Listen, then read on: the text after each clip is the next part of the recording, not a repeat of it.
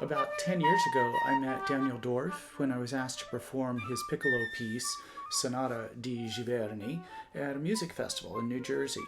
My pianist, Regina Di Medio Marazza, and I thought it would be nice to work on the music with a composer, and Danny agreed. Since then, I've learned a lot more of his music for flute. He has hundreds of works that have been published by Theodore Presser, Carl Fischer, Lauren Kaiser Music, Shawnee Press, Mel Bay, and Kendor Music, and his pieces have been recorded on Albany, Bridge, Centaur, Crystal, Azika, and many other labels. I hope you enjoy this conversation with composer Daniel Dorff. We're starting with a discussion of his Nocturne Caprice. This Nocturne Caprice is Yeah. I love the way it starts out in a low, dark register.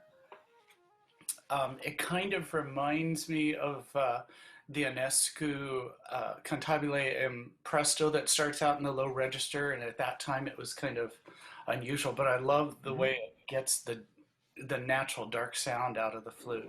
It's fun. It reminds me of Henry Mancini, and but more specifically because that flattered fifth, that G natural is Yeah. such a, it's a little Pink Panthery, and that whole piece is full of different playing around with that flat fifth. Not to compare you to someone, but I do hear a similarity maybe to Copeland in part of it. Oh, sure, yeah, the middle is a Yeah, Hogan sort of, yeah. I love Copeland. So Although it's what's funny is that yeah, sure, it's totally folk dancey and all that, and he didn't invent American folk music either. When I was working on it, it reminded me of something from the first Emerson, Lake and Palmer album. But there's something where they're going slow, and then the guitar starts to speed up, and it turns into this pentatonic kind of folk songy kind of. But part of the reason why it's called Nocturne is the Chopin Nocturnes were all about that. I took a course with George Crumb when I was at Penn that was in writing Chopin Nocturnes and Mazurkas, which some people thought, well, what a dumb thing to do. But no, it was the most wonderful course because just like counterpoint or anything else, or long tones, you learn the technique. If you can imitate Chopin, then you've got such control over form and harmony that you can do anything you want. And so all the Chopin nocturnes, they start with a theme and then there's sort of this transition into a dream state. yes, yeah. And then there's a middle section, and then there's this dreamy transition back like in the old TV shows when the harp would play for the dad to have a flashback into black and white, right? Right.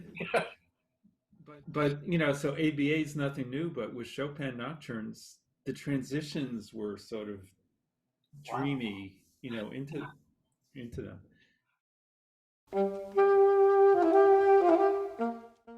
I started as a saxophone player, Right. and classical saxophone player, and there wasn't a whole lot of repertoire in the 1970s. There's some really good pieces, but there wasn't a whole lot. Plus, there was no history before 50 years earlier, maybe. Right. And I thought, I want to write music for myself to play, and that way, if you want something done right, the way you want it, you got to do it yourself. So I thought, okay, well, I'm going to write saxophone music so I have something to play that I like. And the first piece I wrote was for alto sax and piano. And the only repertoire was French Conservatoire. Right. Pretty much. I mean, there's a Glassenough concerto, but the Ibert concerto, the Concertino de Camera by Ibert, I think he wrote it back to back with a flute concerto.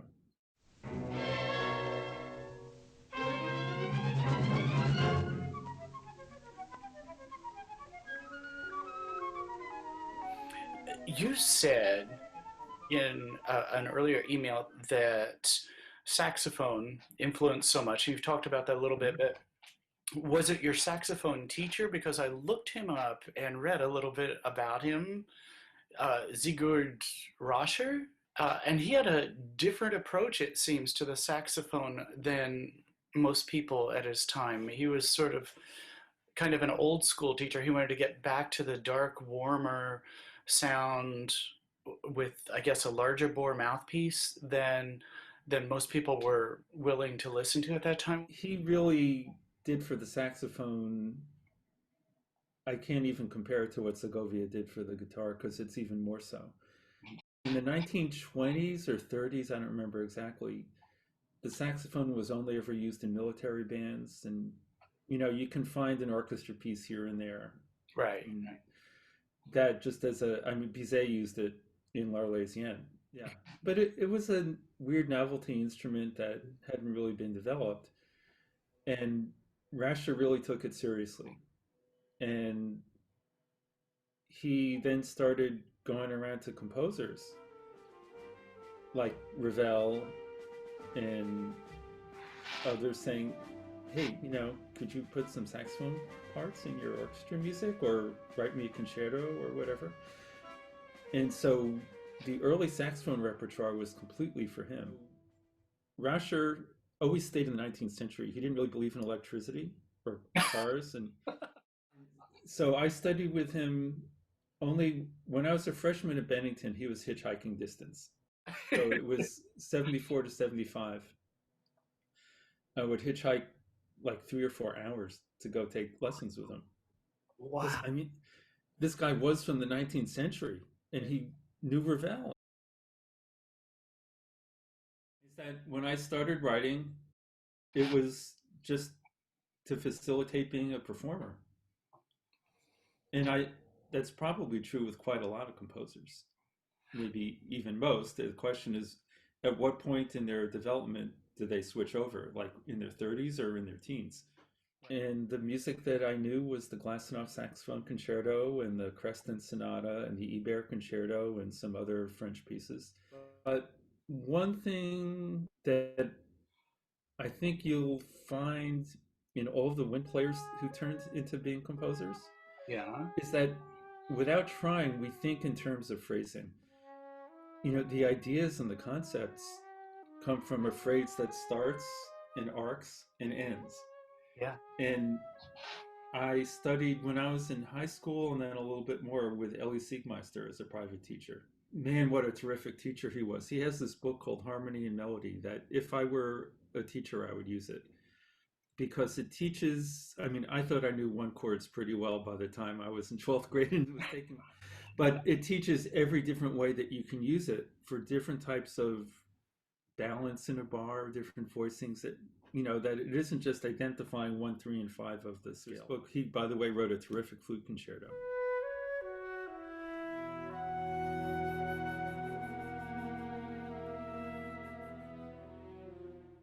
He taught melody writing as part of theory and talked about the shapes of melodies. And it was, this was just a school, theory book. It wasn't a special composer's method. I loved hearing you play the Franck Sonata.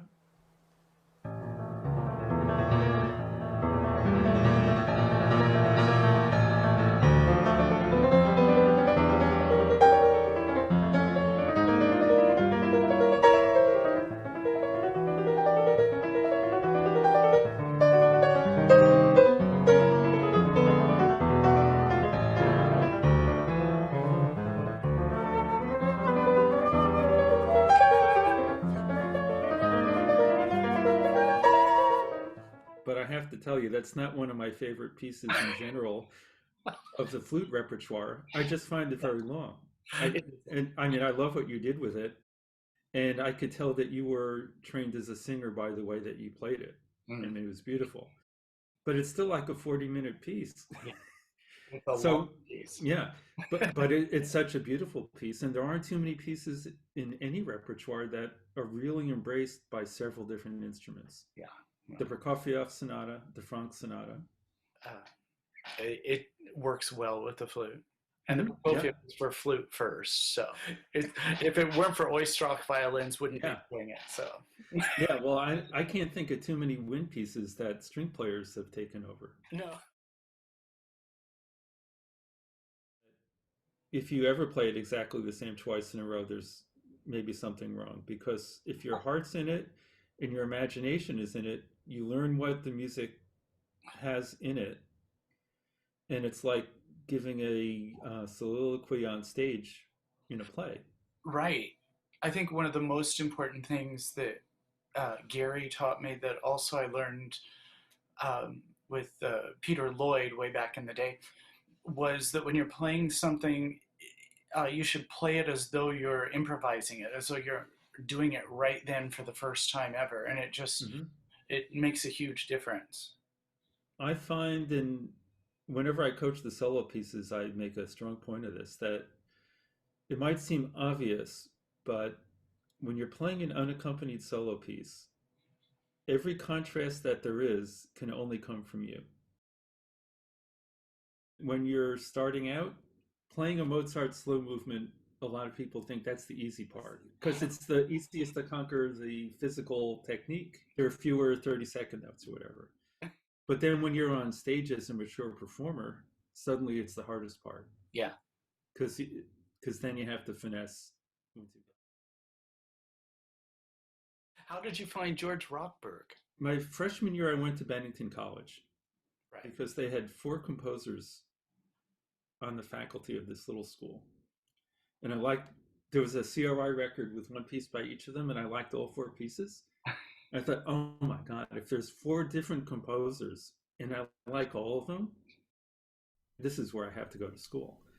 And Henry Brant was one of them, and one of my high school teachers thought the world of Henry, and so did I.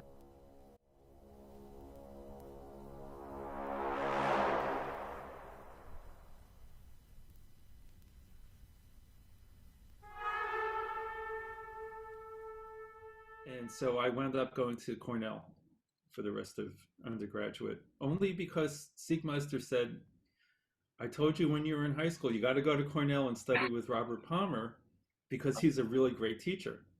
Not the rock and roll Robert Palmer or the music critic Robert Palmer, but somebody who he was sort of like Roy Harris, who was his teacher. And some people called him the American Brahms.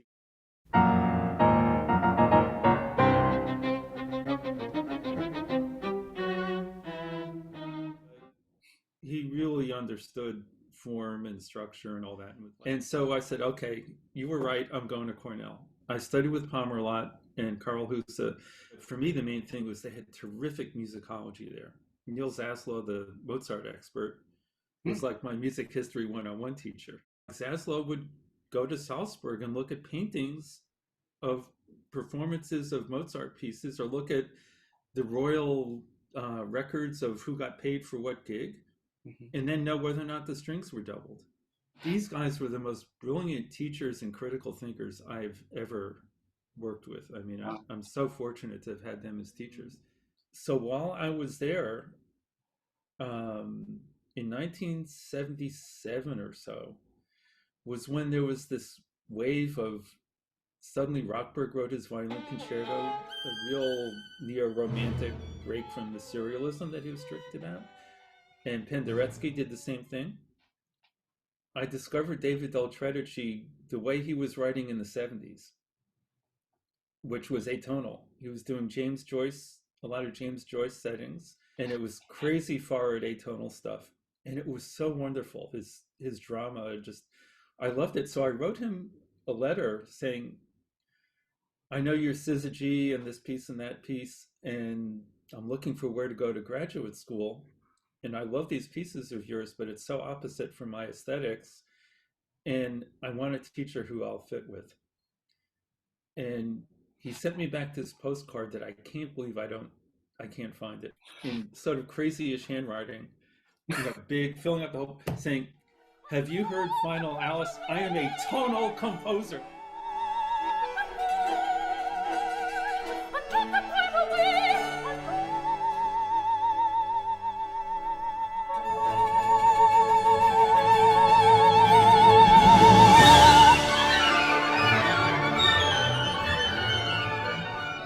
So that became my short list. But also Rockberg, I heard this piece called Ricordanza for cello and piano.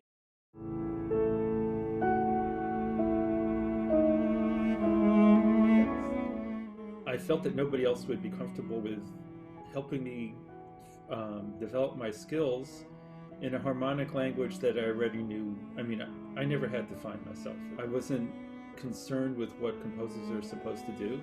Okay. To me, composers are supposed to write music, and success at it means people want to play it.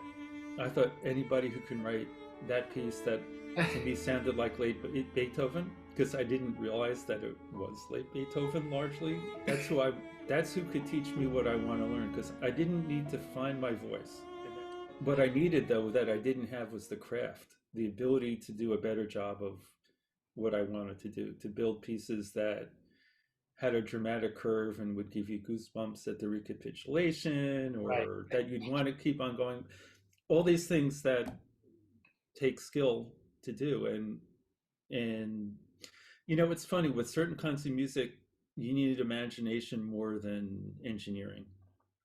That's what you do, is you write a bunch of pretty melodies and scales in between them, and then try to figure out how to make it stay interesting over the course of time. And little by little, I learned how to do that, how to do different things that stayed interesting over the course of time, and how to not care about anything other than if I liked it. But I was always writing for myself.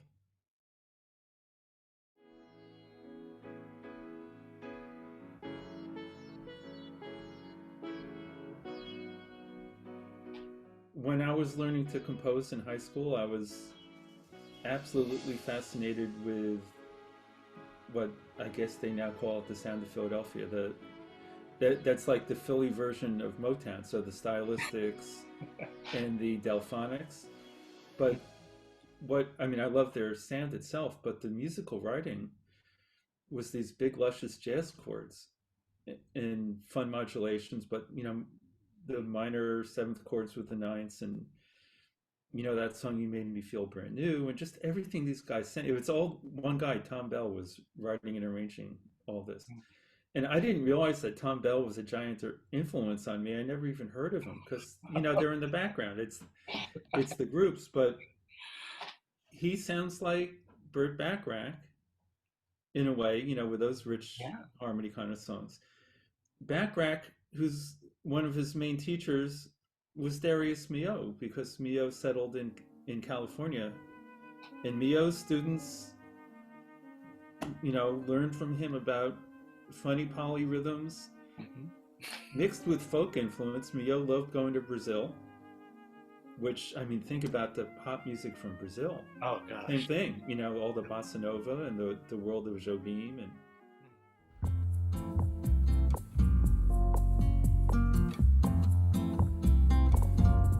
so it was before Jobim, but it's the same music that Jobim grew up listening to.